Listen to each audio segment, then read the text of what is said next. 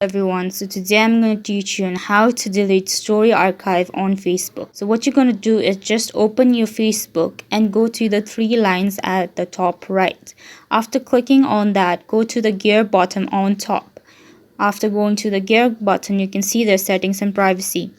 Go down and you can see stories right over here. Then you can automatically archiving your story option is right here, but what you want is how to delete your story archive, right? So this is not an option. Go back and write down, you have an activity log right there.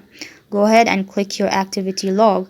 After clicking your activity log, you can see here then archive post right at the top. So click there, you can see story archive, click on it, and whatever story you have archived, you can just first turn on your archive, see your archive story, go click on the story you want to delete, then after delete it whenever you want, whatever you want. So yeah, that's how it works. Thank you so much for watching.